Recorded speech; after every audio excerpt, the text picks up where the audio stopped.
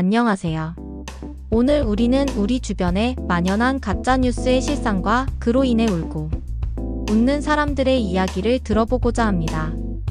특히 최근 인공지능 기술의 발전이 가짜뉴스를 어떻게 진화시키고 있는지, 그리고 이것이 우리 사회에 어떤 영향을 미치는지 심층적으로 살펴보겠습니다. 단순히 정보를 왜곡하는 수준을 넘어 우리의 신념과 행동에 직접적인 영향을 미치며 사회 전반의 신뢰를 무너뜨리는 가짜 뉴스의 본질과 그 위험성에 대해 깊이 있게 탐구할 시간입니다. 가짜 뉴스라는 말이 어쩐지 더는 낯설지 않게 느껴집니다. 오히려 일상적으로 접하는 정보의 상당 부분이 이미 검증되지 않거나 의도적으로 조작된 것일 수 있다는 불안감이 우리를 감싸고 있습니다. 심지어 인공지능 기술이 접목되면서 딥페이크와 같은 정교한 가짜 영상들이 속속 등장하며 우리의 눈과 귀를 현혹하고 있죠. 이 기술은 마치 실제와 같은 이미지를 생성하거나 특정 인물의 목소리를 완벽하게 모방하여 듣는 이로 하여금 혼란을 야기합니다. 건강정보 왜곡부터 시작해서 무고한 소비자를 기만하고 심지어는 특정 정치 세력의 이익을 위해 허위 사실을 유포하여 사회적 혼란을 야기하는 등 그 폐해는 이루 말할 수 없이 커지고 있습니다. 이러한 가짜 뉴스들은 단순히 재미나 호기심을 유발하는 것을 넘어 때로는 개인의 생명과 재산, 그리고 사회 전체의 안정에까지 심각한 위협을 가하고 있습니다. 최근 가장 충격적인 사례 중 하나는 바로 인공지능이 만들어낸 가짜 의사 영상들입니다. 상상해보세요. 화면에 등장하는 의사가 정말 권위 있는 전문가처럼 보이는데 그가 매일 목욕하면 죽는다거나 막걸리를 마시면 장수한다는 식의 황당하고 의학적 근거가 전혀 없는 주장을 펼칩니다. 전문적인 의료인으로 보이는 인물이 아무렇지도 않게 비과학적인 주장을 하는 모습은 시청자들에게 큰 혼란을 야기하며 자칫 잘못된 건강 상식을 맹신하게 만들 수 있습니다. 심지어 89세 장수 노인이 등장해서 자신의 건강 비결이 오직 막걸리 덕분이라고 이야기하는 인터뷰 영상도 있었죠. 이 노인의 목소리와 표정, 말투는 너무나 자연스러워서 아무도 의심할 수 없을 정도였습니다. 하지만 이 모든 것이 인공지능이 조작한 허구의 내용이었다니 정말 믿기지 않습니다. 이처럼 교묘하게 조작된 영상들은 일반 대중이 진실과 거짓을 구분하기 매우 어렵게 만듭니다. 이런 영상들은 주로 좋아요와 구독을 유도하여 광고 수익을 창출하는 데 목적을 두고 있습니다. 단순히 돈벌이를 위해 사람들의 건강과 안전을 담보로 거짓 정보를 유포하는 행위는 비난받아 마땅합니다. 문제는 이런 터무니없는 영상들이 수십만 회 이상의 조회수를 기록하며 수많은 사람들에게 잘못된 정보를 퍼뜨린다는 점입니다. 특정 질병의 오진을 유도하거나 검증되지 않은 민간요법을 권장하는 등 심각한 부작용을 초래할 수 있습니다. 무심코 본 영상 하나가 누군가에게는 치명적인 오해를 불러일으킬 수도 있다는 거죠. 예를 들어 암 환자가 검증되지 않은 치료법에 현혹되어 정규 치료를 포기하는 극단적인 사례도 발생할 수 있습니다. 가짜뉴스 유포자들은 클릭수와 수익에만 집중한 나머지 자신들의 행동이 사회에 미칠 파괴적인 영향에 대해서는 전혀 고려하지 않는 경향이 있습니다. 가짜뉴스의 파급력은 비단 건강정보에만 국한되지 않습니다. 사회 전반의 다양한 영역에서 그 영향력을 확대하고 있습니다. 일본 대지진 예언과 같은 재난 관련 딥페이크 영상들은 사람들에게 불필요한 공포와 불안감을 안겨주며 사회 혼란을 부추기기도 합니다. 실제로 이로 인해 피난을 준비하거나 불안감에 사로잡혀 일상생활에 지장을 받는 사례도 있었습니다. 정치 분야에서의 악용 사례는 더욱 심각합니다. 국가의 미래를 결정하는 중요한 선거에 직접적인 영향을 미치기 때문입니다. 튀르키예 대선에서는 쿠르드 노동자당 후보를 지지하는 가짜 영상이 제작되어 유포되면서 선거 결과에까지 영향을 미치는 충격적인 일이 벌어졌습니다. 이는 민주주의의 근간을 흔드는 행위라고 할 수 있으며 유권자들의 올바른 판단을 흐리게 하여 민주적 절차의 신뢰성을 심각하게 훼손합니다. 가짜 뉴스가 특정 정치 세력의 여론 조작 도구로 활용될 때 그 사회는 민주주의의 위기를 맞을 수밖에 없습니다. 물론 인공지능 기술이 모두 악용되는 것은 아닙니다. 긍정적인 활용 사례도 분명 존재하며 인류의 삶을 더욱 풍요롭게 만들 잠재력을 가지고 있습니다. 예를 들어 MBC 신비한 TV, 서프라이즈와 같은 프로그램에서는 AI가 만든 영상을 활용하여 재현하기 어려운 에피소드를 구현하기도 합니다. 이는 과거 사건이나 상상 속의 상황을 시각적으로 생생하게 재현함으로써 시청자들의 이해를 돕고 콘텐츠의 질을 한 단계 높이는 데 기여합니다. AI 기반의 그래픽 기술은 제작 비용을 절감하는 효과가 있을 뿐만 아니라 기존에는 상상하기 어려웠던 시각적 효과를 구현하여 시청자들에게 더욱 실감나는 콘텐츠를 제공하는 데 기여합니다.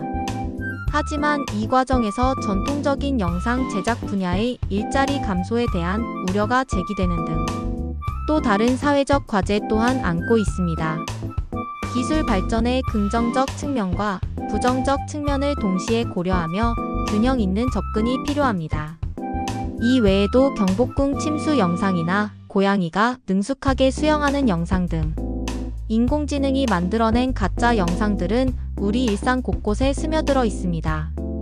이들은 단순히 재미있는 콘텐츠로 소비될 수도 있지만 동시에 대중의 인식에 미묘한 영향을 미칠 수 있습니다.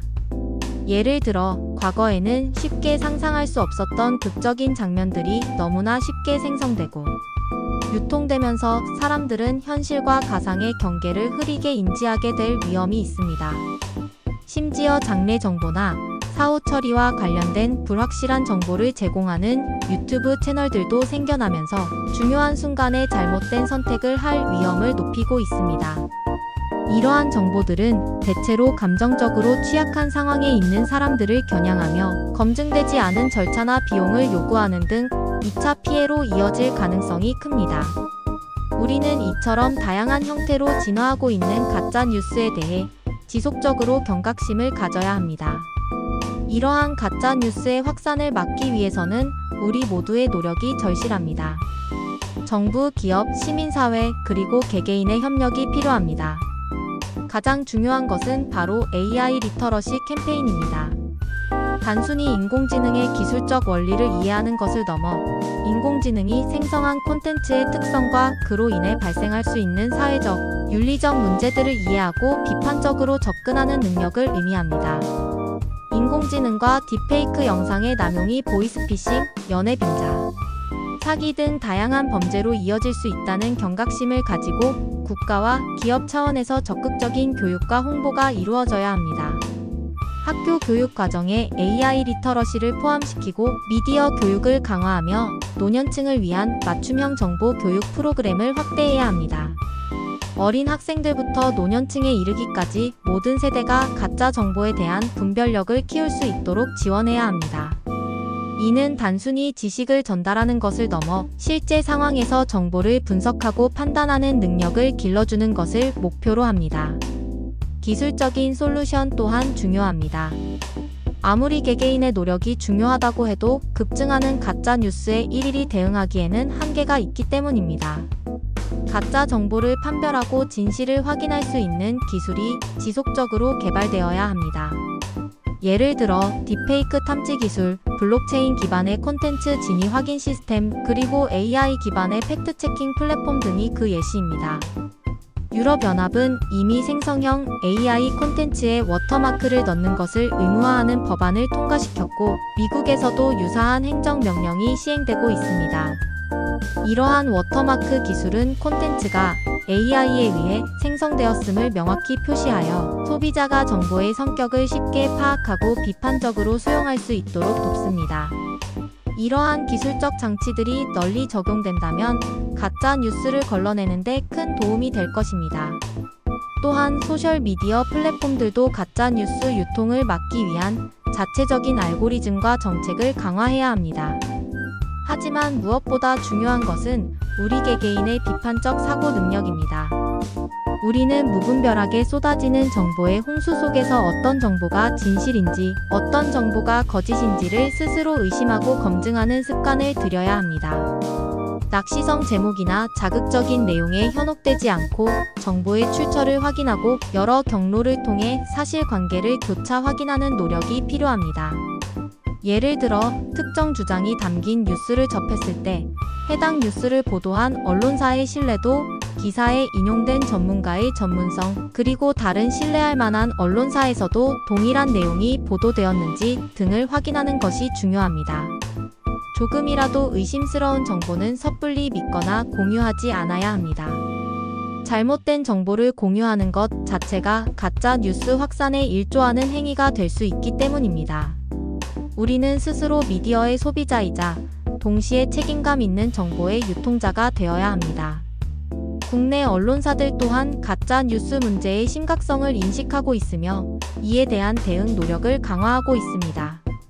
KBS는 가짜 정보 문제에 대한 심층 취재를 진행하고 해외 사례를 소개하는 뉴스레터를 발행하는 등 적극적으로 대응하고 있습니다.